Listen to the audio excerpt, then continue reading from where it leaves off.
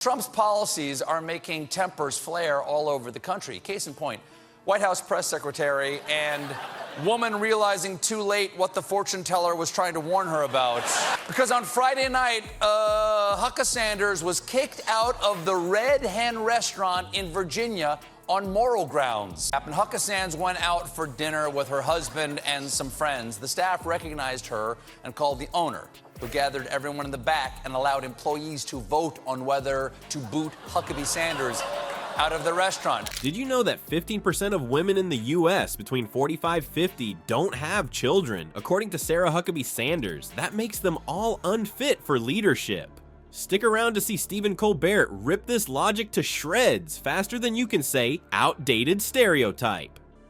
The drama in the family, though, does not stop there. Have you ever pondered the reason behind the obsession of certain politicians with the reproductive choices of other people? It seems that, at least according to certain powerful people, America's next supervillain might be someone who chooses not to have children. For example, it appears that J.D. Vance believes that politicians without children are conspiring to bring America to its knees. He used the words miserable and cat ladies to describe them, because it seems like Vance thinks that everyone who doesn't have children is probably just sitting around doing nothing but plotting to make everyone else's lives as bad as their own. Were you aware that cats were actually a tactic used to undermine America's prospects for the future? Nevertheless, the most alarming part is that Vance went so far as to say that politicians who do not have children no physical commitment to the future of this country. The only way to demonstrate concern for tomorrow is, of course, to change diapers. Forget about those annoying rules, regulations, and judgments that have an impact on the lives of millions. The number of babies is what really matters. Politics as a parents-only club is becoming absurd. Then what? Will the number of children a candidate has determined their election to office? I can practically see it playing right now. 19 kids and counting, White House edition, quickly approaching a democratic nation near you. However, hold on a second, every PTA meeting would be a diplomatic masterclass if having children magically made you a better leader. Plus, that's not quite how it operates, as far as I can tell. What would happen if we extended this reasoning to other fields of work? Sorry, you can't be a surgeon unless you've experienced at least 3 diaper blowouts. Donald Trump continues to be in hot water over his derogatory comments about Haitian and African countries. You know your president isn't going that well if one of your biggest accomplishments is getting NPR to say the word hole. Frankly, I think if the critics of the president were who he said he was, why did NBC give him a show for a decade on TV? Sarah Huckabee Sanders attempted to defend the president against charges of racism. Some of the most powerful people in history really chose not to procreate. Even without a little one yanking on their pants leg during crucial meetings, they appeared to be perfectly alright. As an example, consider Oprah. Unless her entire audience is considered her family, she has been thriving without having children, which, to be honest, is likely more draining than actually being a parent. Not only do my kids serve as a permanent reminder of what's important, they also keep me humble. So my kids keep me humble. Unfortunately, Kamala Harris doesn't have anything keeping her humble. Nowadays, families might be very diverse in size and composition, but this reality is completely disregarded in this discussion. Being a great aunt, uncle, or pet parent is a great fit for some people, while infertility is a problem for others. Is their commitment to the future diminished in any way by that? Yeah, I sure don't. Additionally, there are a lot of wonderful guardians, step-parents, and adoptive parents in the world. They demonstrate that concern for a child's future can exist even in the absence of genetic relatedness, as if biology isn't the only determinant of love and devotion. I know, it's shocking. You might be surprised to hear that this parental drama is far from over. Can you believe that America is losing a lot of ground because people are so fixated on the size of politicians' families? This strategy is going to be severely reprimanded in the playground. The true price of political child shaming needs to be discussed. Sanders' remarks are rapidly turning off a large number of voters, and it's not simply because they're obnoxious. Breaking news: having children isn't for everyone, and that's perfectly fine. It's as if Sanders failed to notice that modern families are diverse in composition. Perhaps it's time for her family album from the 50s to be updated.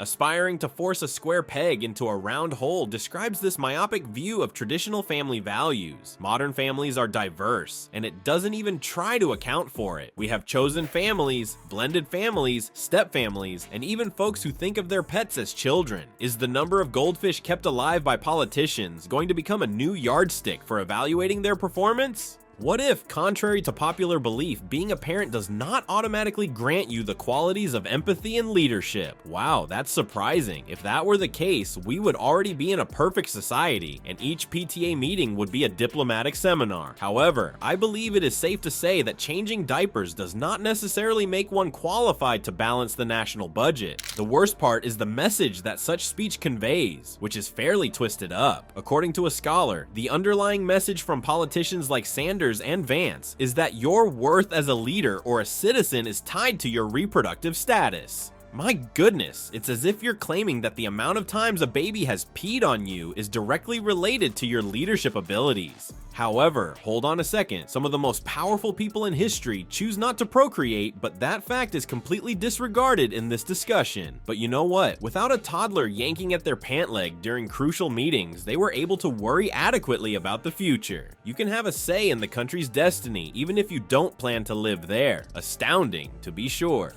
Additionally, there are a lot of wonderful guardians, step-parents, and adoptive parents in the world. They are living examples of how caring about a child's future doesn't require sharing DNA. It's almost like there's more to love and commitment than what meets the eye. I never would have guessed. Actually, it's risky to think in such a limited way. In doing so, it upholds a narrative that devalues many types of families and personal decisions. We seem to be unable to go past this bizarre game of my family's better than yours and address the real problems at hand. Perhaps if we shifted our focus from counting children to formulating policies, we could potentially find solutions to more pressing issues. Then what is the secret ingredient for selecting our leaders if the size of the family unit isn't it? Listen up, everyone. We're going to get down to brass tacks now, folks. Warning, it has nothing to do with the number of times a baby has puked on you. It turns out that the nursery has less to do with being an effective leader than your thoughts. Absurd, isn't it? It would seem that we ought to evaluate politicians more by their policies and deeds than by their own family decisions. I never would have guessed. We can simplify it. In leadership, what is truly important? Is it the fastest diaper change ever? Not at all. Is it keeping an eye out for trouble with your rearview mirror? Not exactly. Truthfully, it's qualities like empathy, vision, and dedication to public service. Those annoying little traits that are useful for national leadership. But hold on a second. It seems that one need not be a citizen to worry about the fate of the United States. Astounding, to be sure. Without worrying about who will change tomorrow's diapers, it's as if you may dream about a better tomorrow. Now, hear me out. You can learn a lot from becoming a parent. Excellent leadership qualities include patience, multitasking abilities, and the ability to negotiate. But come on, if being a good parent were the only requirement for outstanding leadership, then every PTA meeting would be a diplomatic masterclass. Plus, that's not quite how it operates, as far as I can tell. Imagine for a second a world where we ignored politicians' private family decisions and instead scrutinized their public policies and behaviors. Oh, I see. It's totally groundbreaking. Picture this. Instead of worrying about the number of times they've attended a Chuck E. Cheese birthday party, we paid attention to their plans to enhance healthcare, education, and the economy. Instead than just making things worse, we could find solutions. The strange game of my family's better than yours has diverted our attention from the real problems at hand, as if we were participating in a surreal reality show where the victor gets to be the country's leader. Streaming soon on a Democratic network near you, America's Next Top Parent-in-Chief. The truth is that worrying too much about politicians' sexual orientation is pointless. It's dangerously damaging and out of date. It reinforces the idea that having children is a measure of a leader's value. This, in all honesty, is as reasonable as claiming that the number of times you've walked on a Lego at 3 in the morning is directly related to your leadership abilities. Not to mention the many great historical figures who chose not to procreate. Important discussions went ahead without a hitch because no little one was yanking on their pants leg. Imagine if you could have a hand in shaping the nation's destiny without actually becoming a citizen. I know it's shocking. My suggestion is that we begin to measure our leaders by their performance in leadership roles. Details like their future vision, empathy, and understanding abilities, as well as their decision-making prowess, come to mind.